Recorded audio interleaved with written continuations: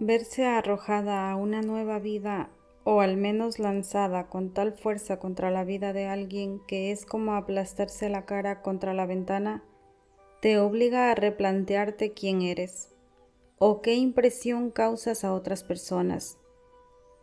Para mis padres, en tan solo unas 4 semanas me había vuelto un poco más interesante. Ahora era la vía de acceso a un mundo diferente. Mi madre en especial me hacía preguntas todos los días sobre Granta House y sus hábitos domésticos, a la manera de un zoólogo que realiza un examen forense de una exótica criatura recién descubierta y su hábitat. ¿Usa la señora Trainor servilletas de lino en todas las comidas?, preguntaba. ¿O crees que pasan la aspiradora todos los días como nosotros? ¿O cómo hacen las patatas? Por las mañanas me enviaba con estrictas indicaciones para descubrir qué marca de papel higiénico usaban o si la sábana era de cierta mezcla de algodón. Era motivo de gran decepción para ella que la mayor parte del tiempo yo ni siquiera recordara esas misiones. Mi madre albergaba la secreta convicción de que los ricachones vivían como cerdos, especialmente desde que le hablé a los 6 años de un amigo de modales refinados cuya madre no nos dejaba jugar en el salón porque levantaríamos el polvo. Cuando volvía a casa y le informaba de que sí, sin duda el perro tenía permiso para comer en la cocina, o que no, los Trainor no fregaban la escalera de entrada todos los días, mi madre fruncía los labios, miraba de reojo a mi padre y asentía con silenciosa satisfacción, como si acabara de confirmar todo lo que sospechaba acerca de los descuidados hábitos de las clases altas. Como dependían de mi salario, o tal vez porque sabían que no me gustaba mi trabajo, yo recibía un poco más de respeto en la casa, lo cual no significaba gran cosa. En el caso de mi padre, dejó de llamarme culo de cerda, y en cuanto a mi madre, siempre me recibía con una taza de té cuando regresaba. Para Patrick y para mi hermana, yo no había cambiado. Aún era el blanco de sus bromas, la receptora de abrazos, besos o enfurruñamientos. Yo no me sentía diferente. Aún tenía el mismo aspecto y vestía, según Trin, como si hubiera sobrevivido a un combate de lucha libre en una tienda de beneficencia.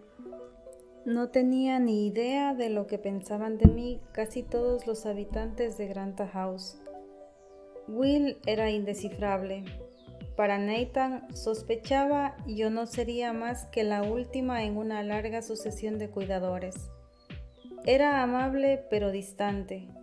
Me daba la impresión de que no creía que fuera a quedarme ahí mucho tiempo. El señor Trainor me saludaba con un educado gesto de la cabeza cada vez que nos cruzábamos en el pasillo, y a veces me preguntaba qué tal el tráfico o si me había adaptado bien. No estoy segura de que me hubiese reconocido de habernos visto en otro lugar. Pero para la señora Trainor, oh Dios, para la señora Trainor yo era, al parecer, la persona más estúpida e irresponsable del planeta. Todo comenzó con los marcos de las fotos. En esa casa nada escapaba a la atención de la señora Trainor, y yo debería haber sabido que la destrucción de los marcos sería considerada un cataclismo. Me interrogó acerca de cuánto tiempo exactamente había dejado solo a Will, por qué motivo, cuánto había tardado en limpiar el desastre. En realidad no me criticó. Era tan cortés que ni siquiera alzaba la voz, pero esa manera parsimoniosa de parpadear ante mis respuestas, sus leves mientras yo hablaba, me dijeron todo lo que necesitaba saber. No me sorprendí en absoluto cuando Nathan me contó que era juez. Pensaba que sería buena idea si no dejaba solo a Will tanto tiempo la próxima vez, por muy incómoda que fuera la situación. Pensaba que quizás la próxima vez que limpiara el polvo me debería asegurar de que las cosas no estuvieran tan cerca del borde como para caerse accidentalmente al suelo. Al parecer prefería creer que había sido un accidente. Me hacía sentirme tonta de capirote y por tanto me volvía tonta de capirote cerca de ella.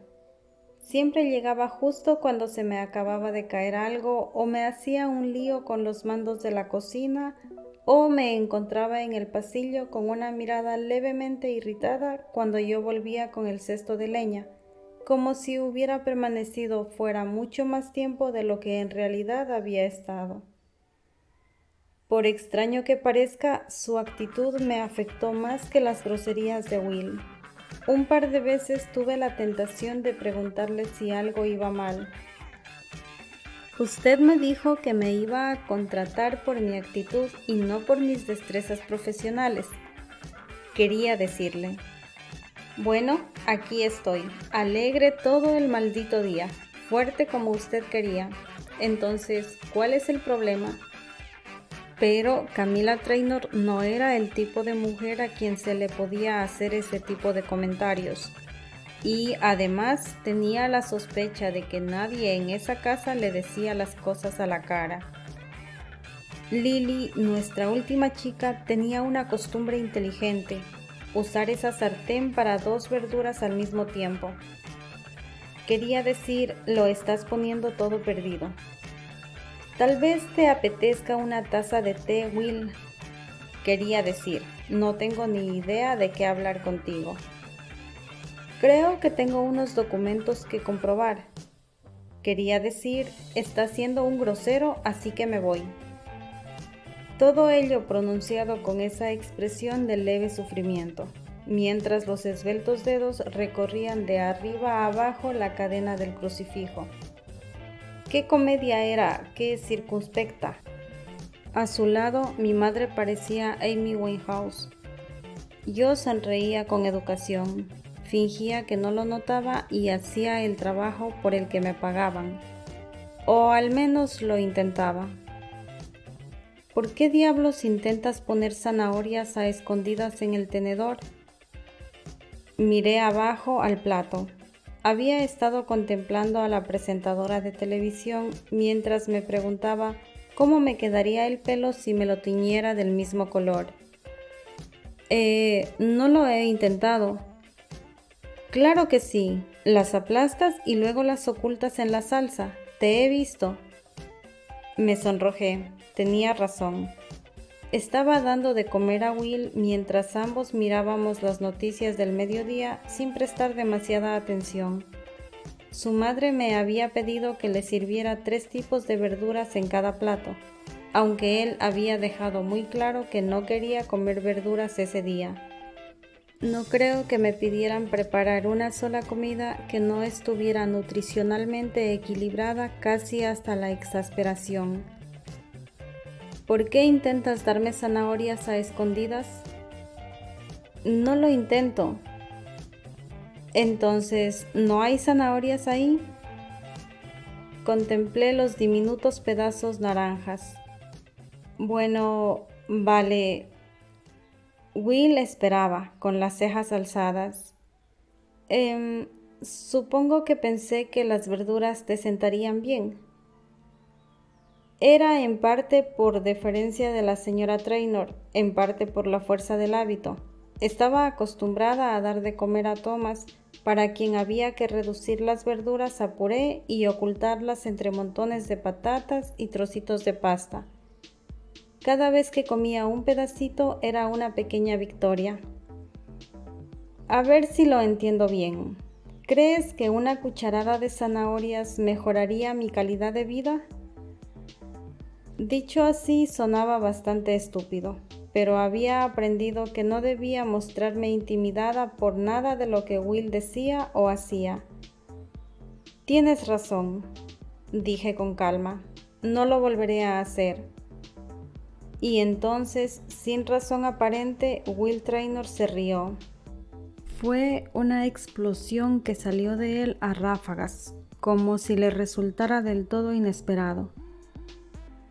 Por amor de Dios, dijo negando con la cabeza. Lo miré fijamente. ¿Qué más cosas has estado escondiendo en mi comida?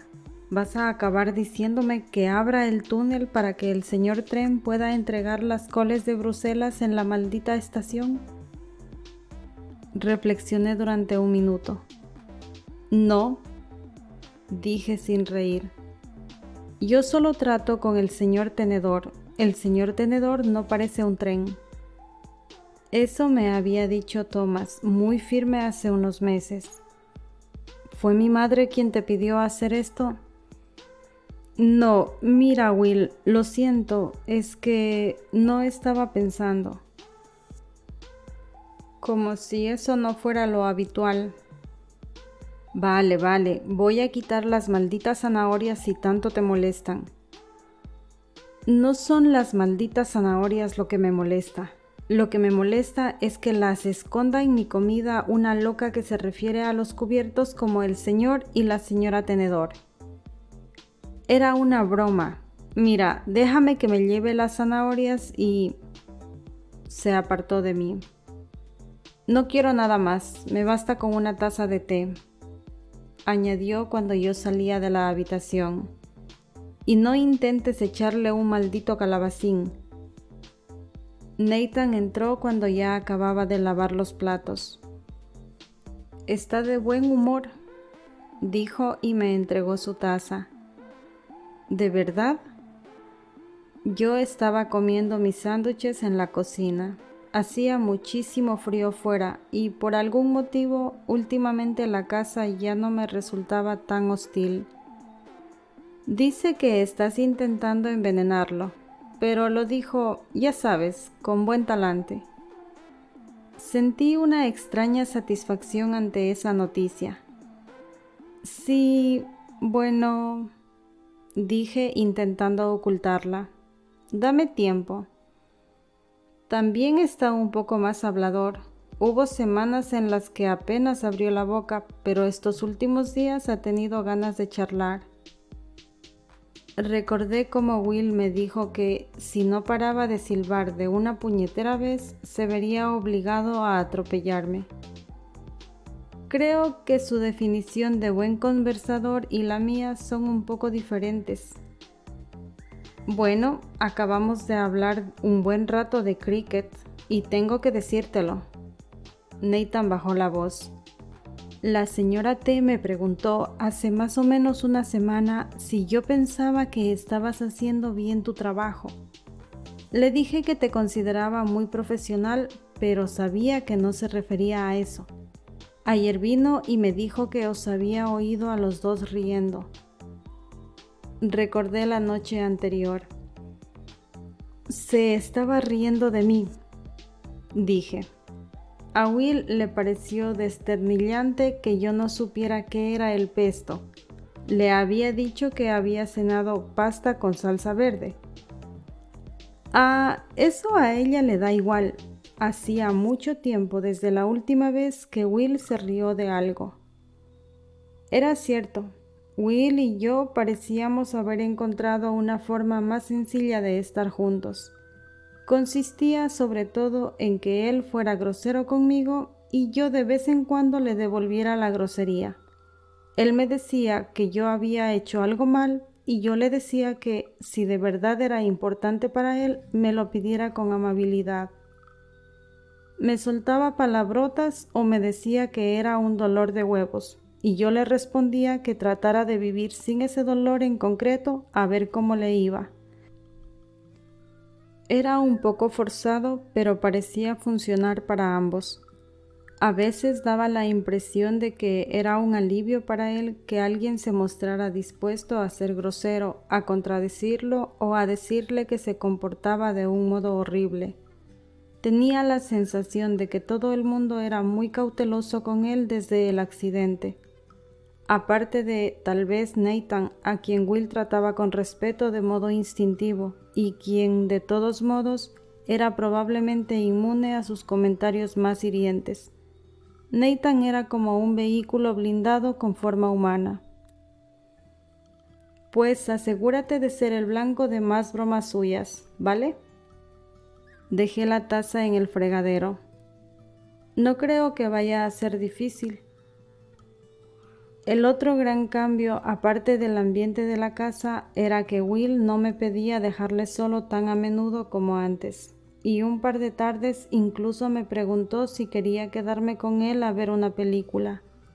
No me importó mucho cuando vimos Terminator, pero cuando me mostró una película francesa con subtítulos, eché un vistazo a la portada y le dije que no era lo mío. ¿Por qué? No me gustan las películas con subtítulos. Me encogí de hombros.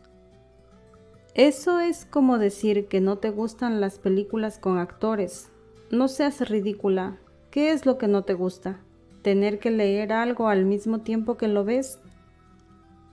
Es solo que no me gustan las películas extranjeras.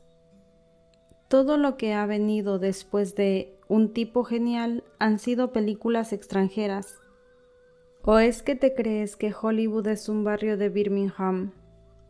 Qué gracioso. Cuando admití que nunca había visto una película con subtítulos, no se lo creyó. Pero mis padres solían reclamar la propiedad del mando a distancia por la noche, y Patrick tenía las mismas ganas de ver una película extranjera que de apuntarse a clases nocturnas de ganchillo. Los multicines del pueblo de al lado solo exhibían las últimas películas de acción o comedias románticas, y estaban tan infestados de adolescentes ruidosos y encapuchados que casi nadie en el pueblo se tomaba la molestia de ir. Tienes que ver esta película, Loisa. De hecho, te ordeno que veas esta película. Will movió la silla hacia atrás y señaló el sillón con un gesto de la cabeza. Ahí, tú te sientas ahí, no te muevas hasta que se haya acabado. Nunca ha visto una película extranjera, por amor de Dios. Farfulló. Era una película antigua, acerca de un jorobado que hereda una casa en el campo, y Will dijo que estaba basada en un libro famoso, pero a mí no me sonaba de nada. Los primeros 20 minutos me sentí un poco inquieta, un poco irritada por los subtítulos, y me preguntaba si Will se pondría a borde si le decía que tenía que ir al baño. Y entonces ocurrió algo. Dejé de pensar en lo difícil que era leer y escuchar al mismo tiempo. Olvidé el horario de las medicinas de Will y aunque la señora Trainor pensaría que estaba haciendo el vago, comencé a preocuparme por el destino de ese pobre hombre y su familia, engañados por unos vecinos sin escrúpulos. Cuando el jorobado murió, yo lloraba en silencio y tuve que limpiarme los mocos. Entonces, dijo Will, que apareció a mi lado y me echó una mirada burlona. ¿No te ha gustado de nada? Alcé la vista y para mi sorpresa comprobé que ya había oscurecido. Te vas a ensañar, ¿verdad?, balbuceé alzando la caja de pañuelos de papel. Un poco. Es que me sorprende que hayas llegado a la madura edad de... ¿Cuántos eran? 26. 26 y que todavía no hubieras visto una película con subtítulos. Observó cómo me limpiaba los ojos.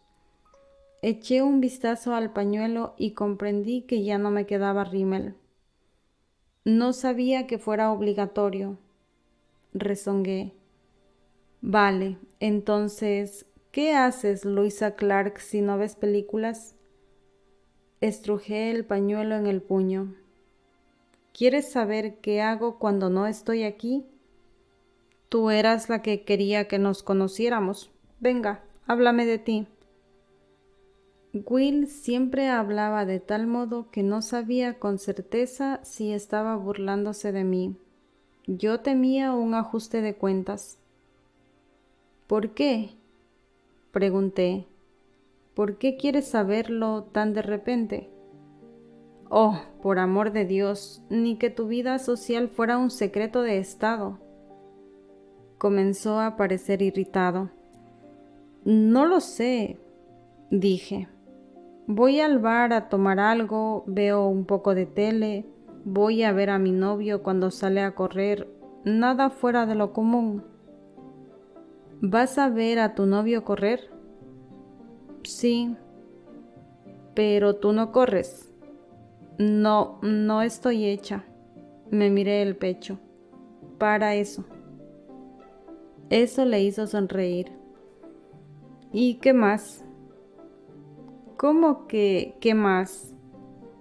¿Aficiones, viajes, lugares a los que te gustaría ir? Comenzaba a hablar como un viejo profesor mío. Intenté pensar. En realidad no tengo aficiones. Leo un poco, me gusta la ropa. Qué útil, dijo Will con sequedad.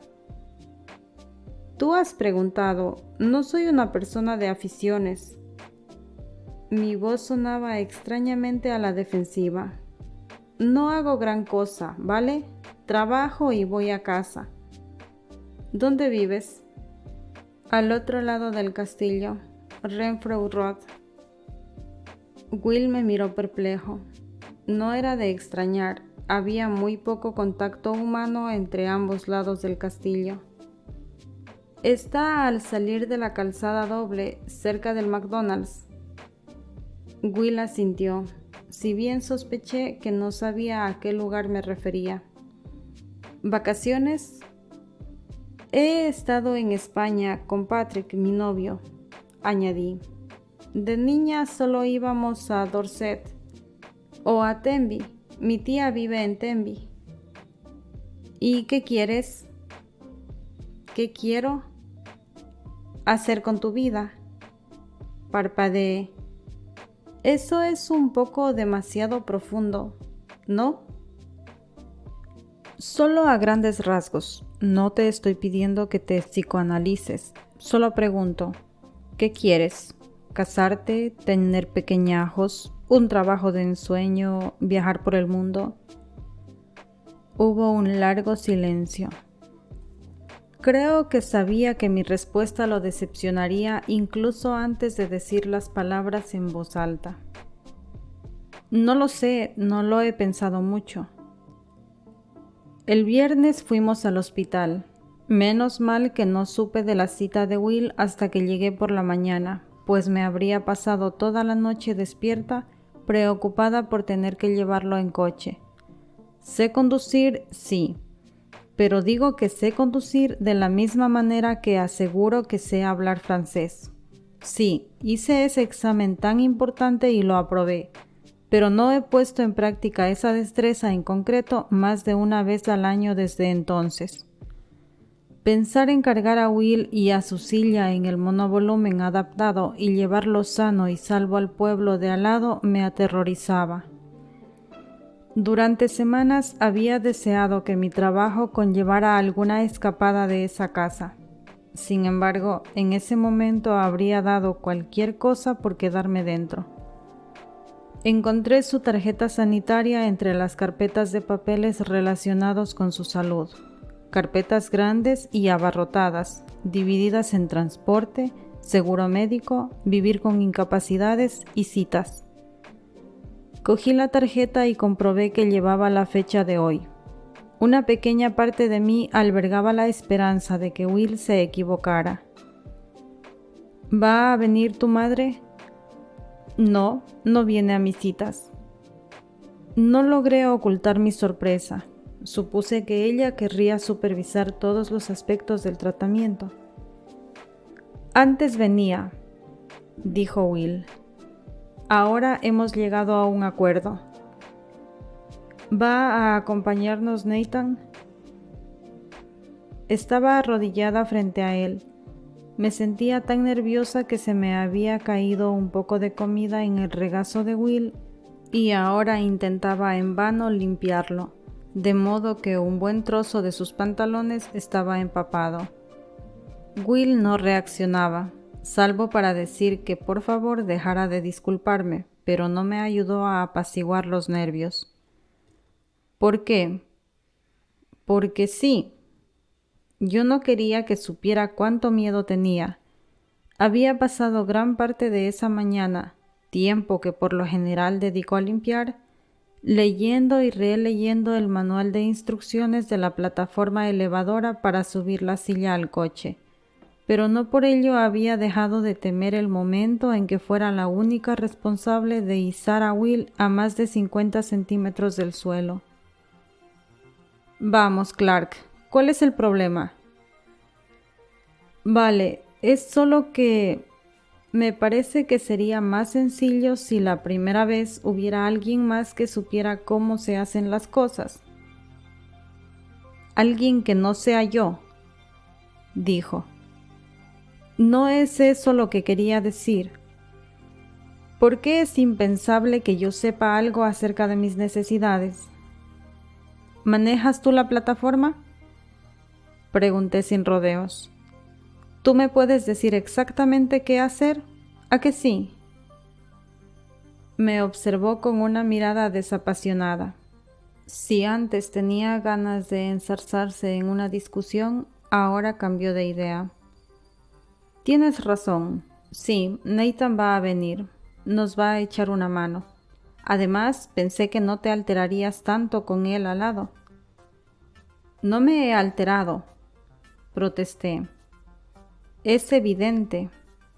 Se miró el regazo que yo aún limpiaba con un trapo. Ya había quitado la salsa, pero aún estaba mojado. Entonces, ¿voy disfrazado de incontinente urinario? Aún no he terminado. Enchufé el secador y apunté a la entrepierna. Cuando la ráfaga de aire caliente se topó con los pantalones, Will alzó las cejas. Sí, bueno, dije. No es exactamente lo que quería hacer un viernes por la tarde, yo tampoco. Estás muy tensa, ¿no? Sentí cómo me estudiaba. Oh, anímate, Clark. Soy yo quien está recibiendo un chorro de aire caliente en los genitales. No respondí. Su voz me llegaba amortiguada por el rugido del secador. Vamos, ¿qué es lo peor que puede pasar? ¿Que yo acabe en una silla de ruedas? Tal vez fuera una tontería, pero no pude contener la risa. Era lo más parecido que había hecho Will a intentar hacerme sentir mejor. Por fuera del coche semejaba un vehículo para personas normales, pero al abrir la puerta trasera una rampa descendía de un lateral hasta llegar al suelo. Bajo la mirada atenta de Nathan, situé la silla de calle de Will. Tenía una silla especial para cuando salía. Directamente en la rampa. Comprobé el freno eléctrico de bloqueo y lo programé para alzarle poco a poco hasta el coche. Nathan entró por la puerta de pasajeros, le abrochó el cinturón de seguridad y bloqueó las ruedas. Mientras intentaba que me dejaran de temblar las manos, solté el freno de mano y conduje despacio hacia el hospital. Lejos de casa, Will parecía encogerse un poco. Hacía frío y Nathan y yo lo habíamos recubierto con una bufanda y un grueso abrigo, pero aún así permaneció callado, la mandíbula apretada, empequeñeciendo por el gran espacio que lo rodeaba. Cada vez que echaba un vistazo por el retrovisor, y lo hacía a menudo, incluso con Nathan ahí, me aterrorizaba que la silla se desprendiera de las amarras.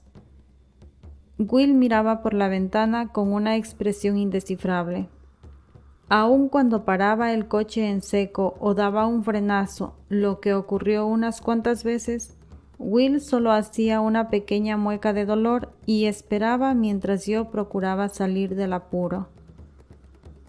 Para cuando llegamos al hospital, yo ya estaba sudando.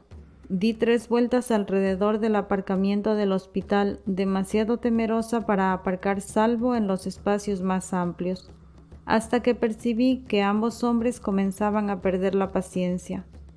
Entonces, por fin bajé la rampa y Nathan ayudó a dejar la silla de Will sobre el asfalto. Bien hecho. dijo Nathan, que me dio un golpecito en la espalda al salir, pero me resultó difícil creerle. Hay cosas a las que uno nunca presta atención hasta que le toca acompañar a alguien en una silla de ruedas.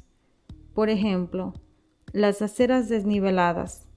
Al caminar despacio junto a Will, notaba cómo hasta una pequeña losa mal colocada le causaba dolor o la frecuencia con que tenía que desviarse para evitar un obstáculo. Nathan fingía que no se fijaba, pero vi cómo también él prestaba atención. Will tenía un gesto adusto y decidido. Además, qué maleducados son casi todos los conductores. Aparcan junto a las señales de las aceras o tan cerca unos de otros que es imposible cruzar la calle con una silla de ruedas. Estaba impresionada. Un par de veces incluso sentí la tentación de dejar alguna nota grosera en un limpiaparabrisas, pero Nathan y Will parecían acostumbrados. Nathan señaló un buen lugar y cada uno a un lado de Will finalmente cruzamos la calle. Will no había dicho una sola palabra desde que salimos de casa. El hospital era un edificio reluciente de poca altura, cuya inmaculada recepción recordaba la de un hotel modernista, tal vez un legado de la medicina privada. Me quedé atrás mientras Will le decía el nombre a la recepcionista y a continuación seguía a Will y a Nathan por un largo pasillo. Nathan llevaba una enorme mochila que contenía todo lo que Will podría necesitar durante esta breve visita, desde tazas hasta ropa limpia. La había preparado esa mañana frente a mí, explicando con gran lujo de detalles todo lo que podía salir mal. Menos mal que no tenemos que hacer esto a menudo, concluyó al ver mi expresión desolada. No acompañé a Will a consulta. Nathan y yo nos sentamos en unas sillas cómodas. No olía a hospital y había flores frescas en un jarrón en la repisa, y no eran unas flores cualesquiera, enormes y exóticas. Estaban dispuestas en grupos minimalistas y yo no sabía cómo se llamaban. ¿Qué hacen ahí dentro?, pregunté cuando ya había pasado media hora. Nathan alzó la vista del libro. Es solo una revisión semestral. ¿Para ver si está mejorando? Nathan bajó el libro. No va a mejorar, es una lesión en la médula espinal. Pero haces fisio y otras cosas con él. Eso es para intentar que mantenga la condición física, para evitar que se atrofie y que los huesos se desmineralicen, para conservar la circulación de las piernas, ese tipo de cosas. Cuando habló de nuevo, su voz era amable, como si pensara que me iba a decepcionar. No volverá a caminar, Luisa. Eso solo ocurre en las películas de Hollywood. Lo único que hacemos es evitarle el dolor y conservar el poco movimiento que tiene. Contigo lo hace la fisioterapia. Nunca quiere hacer nada de lo que yo sugiero. Nathan arrugó la nariz. Lo hace, pero sin ganas. Al principio, cuando comencé, estaba muy decidido.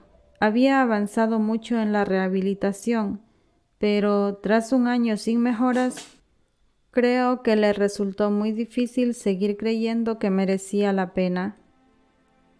¿Piensas que debería seguir esforzándose?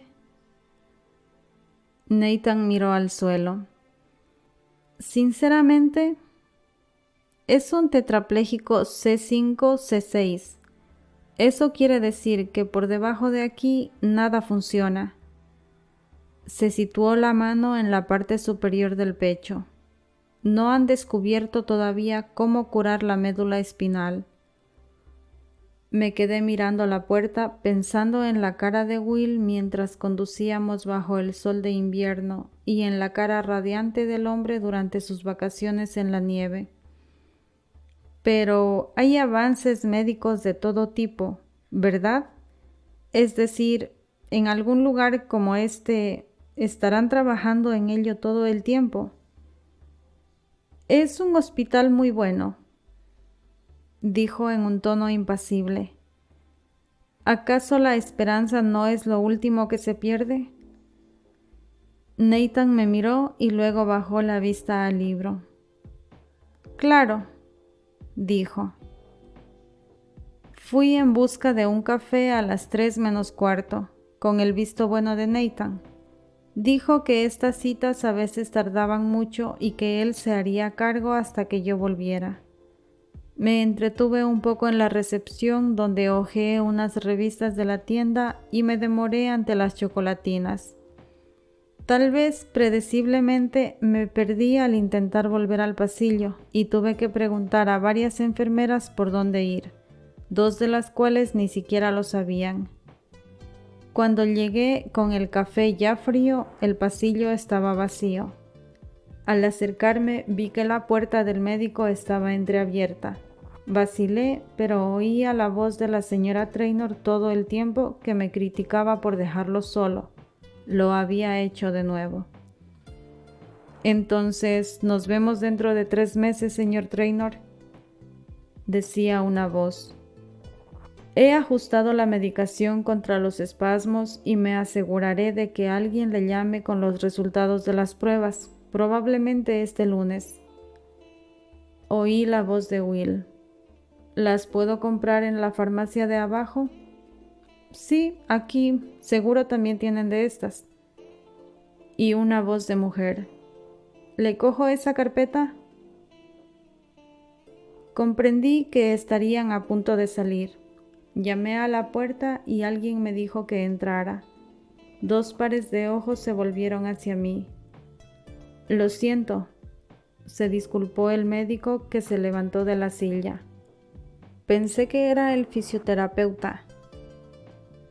Soy la asistente de Will, dije agarrándome de la puerta.